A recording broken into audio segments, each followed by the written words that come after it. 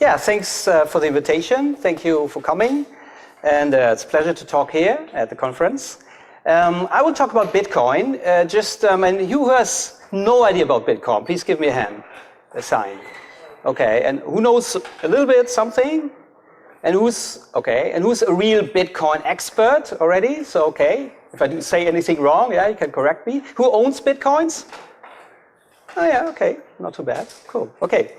But I will not only talk about Bitcoin, but I will mostly talk about what Bitcoin means for, for the society and how can we live together in the future, because there are many more implications in Bitcoin than just the monetary one. Let me introduce myself. I've been around in the creative internet industry for quite a while. I think since the beginning, since it became mainstream in the early 90s, founded some companies, and I discovered Bitcoin for me in early 2011. Unfortunately, I didn't buy any then. I was too skeptical at that point. Well, what a pity. So what I mainly do now, I have this film production company, BitFilm. It's just coincidence that we have that name. That name is much older. But currently, most of our clients are actually Bitcoin startups. So we do these short videos. Maybe you've seen one or two of them. Not only about Bitcoin, of course, but it happens that we are, have a certain reputation in the Bitcoin space. So we've done several of those explainer videos. I also did some blogging and published a libertarian magazine about Bitcoin. Oh yeah, hi. Haven't missed anything yet. I've also been running a meetup here in Berlin, which is also kind of person-to-person exchange, so people can come there, get some information, and also buy and sell some Bitcoin. It's not a commercial enterprise, more an educational thing, the Bitcoin Exchange Berlin. I've also been involved in a kind of, decentralized alliance of non-profit organizations who promote Bitcoin in several countries, and we work together on this global level, the Global Bitcoin Alliance. Okay, but what I mostly want to talk about is how Bitcoin can pave the way for a free society. So for the ones among you that do not know anything about Bitcoin, we'll start with a short introduction, then talk about why Bitcoin is important, because of the damaging money monopoly that we have at the moment. I will then talk about other aspects of Bitcoin than just the monetary one, I mean the blockchainification of everything, I call it. And then I will talk about an outlook for the future, about a decentralized society built on Bitcoin technology. So first of all, what is Bitcoin? It's a new kind of money, but in a way it's very old-fashioned. In a way it's just a digital form of gold, in a way. The creator of Bitcoin, Satoshi Nakamoto, he gave Bitcoin all the qualities that gold has. It's also scarce, it's very limited, you cannot just create it out of thin air. But then, of course, it has some advantages compared to gold. But it's also a decentralized payment system. So you can send money around the world, and you don't need banks anymore. You can send money directly from person A to person B without any middleman. That's very important. And on top of that, it's also new technology that can be used to transfer money, but also to transfer other things. Everything where people have to reach a consensus without having to trust each other can be solved with that new Bitcoin technology that's called the blockchain. Now we'll come to that later in more detail. So the advantages, as I said, Bitcoin has pretty much the same qualities as gold has. Why gold is good money. It's scarce, it's fungible, you can split it in very small pieces. It's impossible to counterfeit, actually. So there are many qualities that you find in gold that you also find in Bitcoin. But there's one big advantage is compared to gold. You can send it around the world like an email for hardly any costs. And it cannot be stopped or seized by anyone, not by governments, not by nobody, basically. And that's because of the peer-to-peer technology. I think the inventor of Bitcoin has learned a lot from the file sharing world. In the beginning, file sharing happened through central servers like Napster. So it was very easy for the copyright industry to close that server down. I don't want to judge about whether it's good or bad. I just say it was quite easy to close down Napster. It's impossible to close down all these other peer-to-peer networks that followed, like whatever, eDonkey and BitTorrent. I guess you all use them. I mean, the copyright simply has no chance. Whatever they do, they cannot stop it. And the same is true for Bitcoin, because there is no central point, no single point of failure. There's no central server, there's no central company, there's nobody you can just put in jail, and it's a decentralized system, and that's the big strength of Bitcoin. So some basics, which you don't have to know actually, but might be interesting. Bitcoin is very much like cryptography. So when you know how to encrypt an email, you might be familiar with that concept of the two keys. The one key, the public key, that you can give just to everybody. It's like in the Bitcoin case, it's like a bank account number. Anybody can know that key and send you money to it. But only with a matching private key, you have the access to the money. So it's a little bit like a PIN code, but much more secure, because it's not 4 digits like a PIN code for these debit cards, but it looks a bit like that. So it looks a bit scary for a non-cryptographer maybe, but actually you don't have to care, because usually they are, you see these numbers, you never have to memorize them, but it's not much easier to memorize an IBAN number today than a Bitcoin number, and usually they come in the form of QR codes, so you just scan them. And I think that in the future it will even be much simpler, and you don't really have to take care about cryptography and all that. Just like, you send an email, usually you have no idea about the SMTP protocol or packet switching, or all these complicated things that make email work. The same is true for Bitcoin. You don't have to know the technology, just have to know it works, and it works amazingly well. And what's new about Bitcoin, because the concept of digital cash is not new, and cryptography has been used for digital cash for quite a while, like more than 20, 30 years. But there was always the problem, and if I send you money, of course, a digital copy is like the digital original, so it has to make sure that when I send you money, I don't have the money anymore, and you have it and nobody else. Otherwise, it will be worthless. So in the old days, you had to have some kind of central authority, some bank or minting server or whatever, who would check that the money would be subtracted from my account and added to your account. And the big innovation with Bitcoin is that it's now possible to do this without any central authority. It's a distributed database that's updated regularly, like every 10 minutes. People get incentivized, they get a reward for that, for doing that. And everybody can take part in this global network. And it's called the blockchain. The blockchain is what makes Bitcoin work. And as we see later, the blockchain can also be used for many other things than just sending money. Well, just sending money. Money is a very, very important thing. Everybody needs it. And the monetary system that we have now on this planet, since about 71, one can say, the fiat money system. Well, I mean, most of you here are libertarians, so I don't think I have to explain it too much in detail. Just to wrap it up, I mean, I think you all know that the money monopoly that we have is evil. It just doesn't work well. It's really evil. It's really damaging for the economy. It's very damaging for society. It gives the state and banks the privilege to create money out of thin air. And it can only be accepted by force. There's no, and on the free market, the money that we have, I mean, nobody would have accepted it. It's not scarce. It doesn't have any qualities that make money good money. And it leads to many economic bubbles and very stupid behavior. It makes the rich richer and the poor poorer through the so-called Cantillon effect. And much better than this forced money monopoly that we have at the moment, which leads to so many crises and really bad things, would be free market money.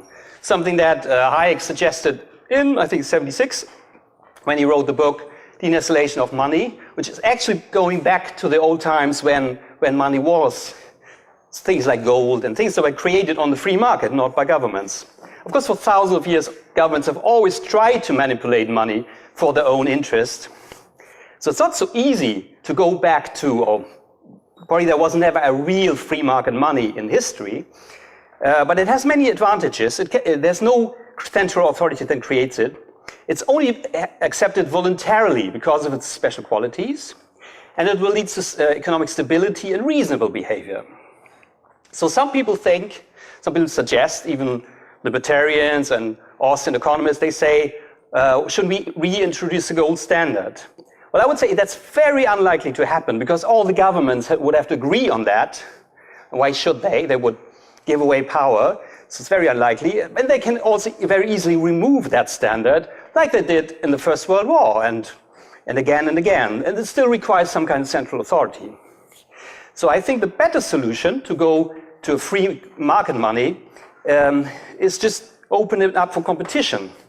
And the good news, this has already happened. Thanks to Bitcoin, thanks to the hundreds of other altcoins they call, like Litecoin and whatever. There are many new coins that are following the example of Bitcoin, just changing some parameters, but the basic principle is the same. And this competition will, of course, prove which is the best money. And there's no central authority necessary. And there can be a competition between the fiat money issued by the governments and the free market money, such as Bitcoin. And, well, we'll see who will win.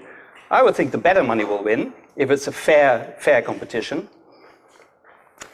And, but as I said, the blockchain, the underlying technology that makes Bitcoin possible, can be used for many other things than just for sending cash over the network. It can be used for contracts. It can be used to send shares or bonds, domain names, even physical goods. The blockchain is basically a distributed database. And in this database, the content, it could be anything.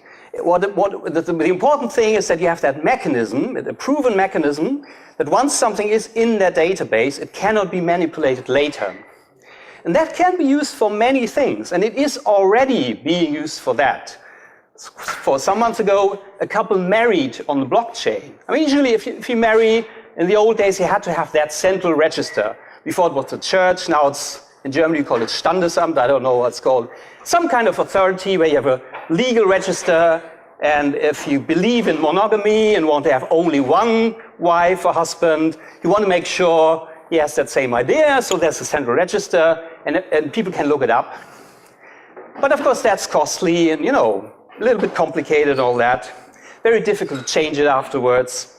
Very difficult to say, okay, let's just make a contract for 7 years and then we look onwards. I mean, it's quite expensive to, go out of that contract again. So on the free market, of course, there would be better solutions. So wedding could be one thing, and a very good example, I think, is property to houses, to flats, to all that. In the old system, we had this registry, the Grundbuchamt, we call it in Germany. It's very expensive. You have to pay high notary fees, you have all kinds of fees. Of course, it's very easy for the authority to put a tax on that, and sometimes it takes ages for your property to be registered in that register. And then, we live in a relatively civilized country, but then when you go to Africa, Latin America, either there are no land deeds or they are just on paper. So it's a disaster. And it's also really bad for the poor people that live somewhere, but they cannot prove that it's their property. Think of some Indian tribes or favelas. So this whole issue of proving that this is my property and that not some kind of multinational corporation can come and just steal it from you because they bribe the government, it's a very important issue for society. And on the blockchain, we don't need a notary anymore. We don't need a central register. We can have that land deed on the blockchain. There's also no point of attack for the robbers who would like to tax it. And the waiting time is some minutes. That's the usual time a transaction takes on the blockchain to be confirmed. So there's a buzzword for this called Bitcoin 2.0. Yeah, it's kind of a bit used buzzword, but there are many companies now who work not only on making Bitcoin easier and more user-friendly. There are many companies like Open Transaction, Mastercoin, Ethereum, BitNation, several. Who work on making the blockchain usable for other purposes than just money. So we will see a lot of these services coming up in the near future. And what does it mean? What does it mean for our society, for our economy and all that? And I think, maybe it's a bit of wishful thinking, but, or dynamic truth, but I think we're really heading towards a much more decentralized society. And, in the beginning I didn't only talk about, my title is not decentralized society, but a free society. But I think it's very linked. How do I define a free society? Well, I define it as that all relations between people are voluntarily. So there's no force, there's no coercion, and the only reason to use force is to prevent crimes, but of course only crimes that are real crimes, where people suffer. Not like insulting the king or something stupid, but murder, these things. But everything else that at the moment is where there's a lot of coercion, there's a lot of force being used, I would like to see this only be funded voluntarily by the people. Also all these things that are called public service that are now being funded through force, by taxes, they should be funded voluntarily. I think it will work. I mean, the state is, I don't know if you're a anarcho-capitalist or minarchist or whatever your idea of the state is. I haven't completely made up my mind of what I think about the state, if I think it's necessary at all or should be reduced. I mean, it's not necessarily a good thing. It's a regional monopoly force. If you use that force only to prevent crimes and only to defend your population against enemies from outside, okay, yeah, but we don't see that happen a lot. Usually the state pretends to serve all, but it actually benefits only a very small group of people. And it funds activities by robbery. They call it taxing, but it actually is robbery. And by counterfeiting money, by printing money out of thin air, which is, it's criminal activities. And only just because some politicians do it doesn't make it less criminal, I think. And it leads to economic inefficiency and very irresponsible behavior. So we definitely should look for better solutions than what we have now. And I think Bitcoin can play a very important role, because one thing is sure, we'll definitely not change this by elections or by political campaigns. I don't think that. I think the real change always happens when there's a new technology. So I think there's a quote: when you want to change a system, don't fight against the system, build a better one. And then I think some people, like the people here, they might care for better society and for technological breakthrough to bring more liberty. But most people, we must admit, they don't care. But if they have a technology that makes things cheaper and easier and faster, they will just accept it. And then slowly but surely, the change will happen, more or less automatically. And the government and the governments in the beginning, also the banks, they will not take it too seriously.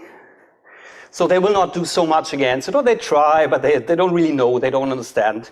But Bitcoin does take away a lot of power from the state, because the state has no more control over the transfer of property. And that means it has no more power to rob people's property as they do it now. I mean, at the moment, they can just freeze your bank account or take money from it. And of course, this is not possible with Bitcoin. It's technically impossible. They have no more power to print money, to counterfeit money. And there's no more need for all the central authorities who at the moment claim that they are needed. Now they say, oh yeah, we need a central bank to have this great monetary policy, which leads to all this, piles of debt and all the damage that we see. And of course, the economic system would work much better without these central planning mechanisms. I mean, the central bank was actually claimed by Marx and Engels to be a very important part of communism. It actually is. It has nothing to do with free market and capitalism. You all know that. So I think Bitcoin can really change that. And in a way, bring us to a new era of human evolution. Because for the most time, I mean, what we see now is centralized society, hierarchical, with power centers, with very strong governments. We have only seen that in a couple of thousands of years in human history, which is a very short time if you see the whole of human history. Most of the time, we've been living together in small tribes and villages. We would all know each other, and there was a high level of trust. So, well, sure, there was also violence and all that, but it wasn't the thing that we have seen in the 20th century and also now. So I think, but it could only be done on that small level, in a tribe, in a village. But now we have technologies that make it possible to live in a more decentralized way, even if we are scattered over the whole globe, through the internet, through Bitcoin, through communication technology. And well, why is decentralization better than central planning? I mean, that's very obvious. I mean, central planning is always inefficient. And if it's done like a monopoly, because there's this what Hayek called the pretense of knowledge. You can never have all the information that's necessary to really make the economy work like a machine. I mean, there has been tested several times and, everywhere in communism, and it simply doesn't work. It leads to corruption, poverty, suffering. Whereas a more decentralized society where the individuals, the entrepreneurs, the individuals make the decisions, it simply works much better because people know much better what's best for them and their families. So it always leads to more wealth and also more social justice. I mean, this strange prejudice that capitalism brings social injustice, it's simply wrong. You can see it everywhere in the world. So the decentralized society, it will stand on several pillars. Communications, of course, very important. We already are on that way. I mean, the internet definitely has improved the communication of mankind a lot.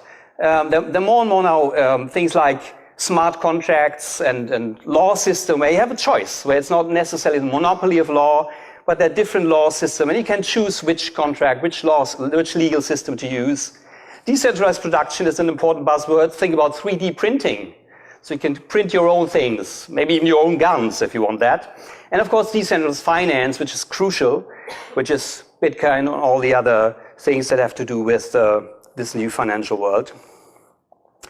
Well, and of course, what we call a public service today. Well, I believe that most things that the state currently does can be provided much better and much cheaper by private enterprises.